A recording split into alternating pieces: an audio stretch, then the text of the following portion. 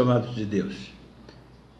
Hoje nós vamos dar um lampejo rápido sobre as 4 dimensões do reino de Deus, ou pelo menos 2 hoje e 2 no próximo estudo, para que nós possamos ter assim um lampejo, uma visão superficial do que a Bíblia fala deste reino. Claro que não vamos deixar passar esse assunto, porque a estrutura do reino de Deus é a base do reino de Deus, e aí depois vamos nos dedicar de forma mais profunda ao estudo de cada dimensão.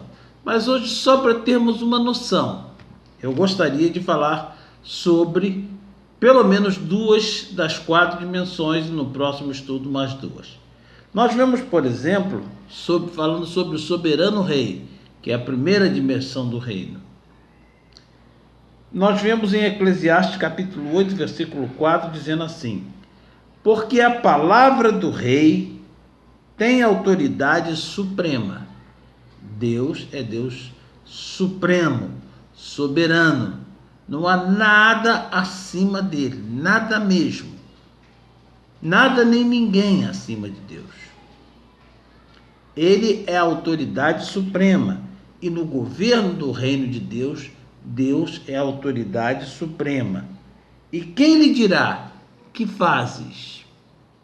É Deus quem faz. É Deus quem decide o que faz. Portanto, não adianta nós ficarmos rejeitando as coisas que a palavra de Deus fala.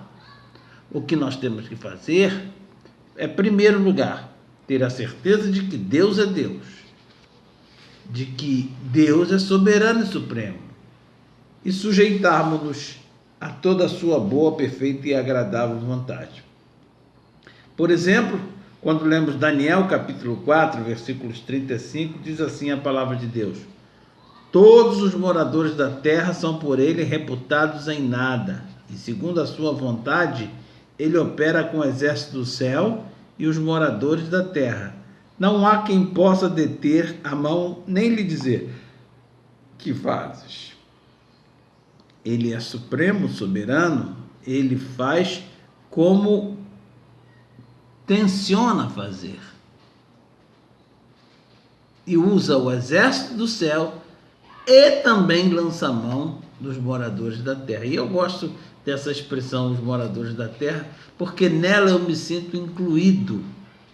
Como sou parte do governo do reino de Deus, eu sou incluído para ser instrumento nas mãos do Senhor. Sim, senhores, quer comamos, quer bebamos ou façamos qualquer coisa, tudo que fizermos tem que ser para a glória do nosso Rei, do nosso Deus, como diz a palavra do Senhor em 1 Coríntios capítulo 10, versículo 31. O segundo aspecto que eu gostaria de ver do reino de Deus, depois do rei, é o governo de sacerdotes. Esse diz respeito a nós. Mas, pastor, isso é bíblico. Será que não? Vamos dar uma olhada? Por exemplo, nós vemos em 1 Pedro capítulo 2, versículo 9. Esse é um texto muito conhecido e que às vezes passa desapercebido o que a palavra de Deus quer nos dizer através dessa verdade, desse verso. Vós, porém, sois raça eleita. Vós, não são todos. Vós sois raça eleita. Eu e você somos raça eleita. Sacerdócio real. Veja que estamos falando de um reino. Sacerdócio de um reino. Sacerdócio real. Nação santa. Nação separada. É uma nação de sacerdotes separada. É isso que significa a palavra santo, separado. E nós, como santos, somos separados para Deus. Somos uma nação santa, sacerdócio real, povo de propriedade exclusiva de Deus. Somos patrimônio do Senhor. Por isso que a palavra de Deus diz que os filhos são herança da parte do Senhor. Sim, senhores, nós somos herança do Senhor, propriedade exclusiva de Deus, com um propósito. Qual é o propósito de Deus? Em nos ter, em não ter todos, mas nos ter como nação santa, propriedade peculiar. Qual é o propósito? A fim de proclamardes as virtudes daquele que vos chamou das trevas para a maravilhosa luz. Sim, senhores, somos escolhidos de Deus, eleitos de Deus, nação santa, separados como governo, com o propósito de proclamar as virtudes daquele que nos chamou das trevas para a maravilhosa luz. Ora, as virtudes de Deus, o que você reputaria por virtudes de Deus? Seja lá o que for que você reputar como virtude de Deus, você foi chamado para manifestá-la. A sua vinda ao mundo tem propósito definido, estabelecido. Sim, senhores, tem propósito definido e estabelecido. A minha, a sua, nós os filhos de Deus. A fim de manifestar ou de proclamar as virtudes daquele que nos chamou das trevas para a maravilhosa luz. 2 Timóteo capítulo 1, versículo 9. E olha, e são alguns poucos textos. Muito mais nós vamos ver quando estivermos estudando com mais profundidade sobre esse assunto. 2 Timóteo 1, 9 diz assim, que nos salvou e nos chamou com santa vocação. A minha vocação e a sua é santa. Não segundo as nossas obras, não é por mérito, mas isso daí é eleição, é graça.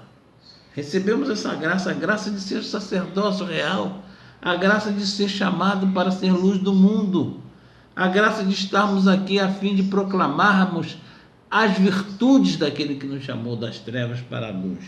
Então ele diz que nos salvou e nos chamou com santa vocação, não segundo as nossas obras, mas conforme a sua própria determinação e graça, conforme a sua própria determinação e graça.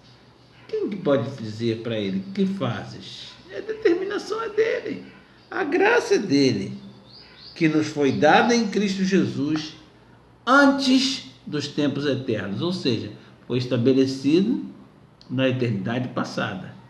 E quando Deus estabeleceu o seu propósito, a sua vontade, o seu reino naquela ocasião, ele pensou em Jesus como Salvador dos seus filhos.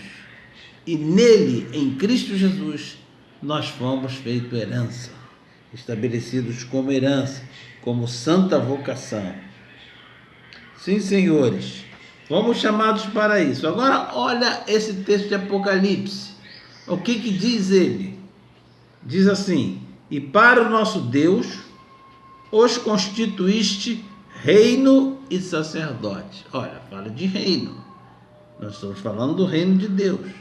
Para ele, a fim de, para ele, nos constituiu reino e sacerdote. Quem nos constituiu reino e sacerdote? Jesus, pelo seu sacrifício na cruz. Nos constituiu reino e sacerdote. Aí diz, e reinarão sobre a terra. Aqui nós vemos as 4 dimensões do reino presente. A primeira, o nosso Deus, o rei. A segunda, o reino de sacerdotes, reino de sacerdotes. A terceira, reinarão sobre quem? Sobre a criação. O território, a quarta, sobre a terra. Sim, senhores, é o que a palavra do Senhor nos apresenta. Romanos capítulo 8, versículo 29 diz assim, porquanto aos que de antemão conheceu, também os predestinou para serem conformes à imagem de seu Filho, a fim de que ele seja o primogênito entre muitos irmãos. Jesus, o primogênito entre muitos irmãos. Fomos chamados a este mundo para andarmos como Jesus andou, para sermos conformes à imagem dele. Eu fico imaginando esta terra tomada de homens e mulheres semelhantes a Jesus. Poderíamos dizer, Jesuses estabelecidos na terra. toda a terra tomada de pessoas como Jesus. Que coisa maravilhosa será quando esse reino for estabelecido. Que Deus nos abençoe. Deus abra os nossos olhos, nos faça compreender o seu propósito, o Evangelho do Reino de Deus, e que nós possamos em breve ver este reino estabelecido sobre a terra, para a glória do seu nome. Em nome de Jesus. Amém.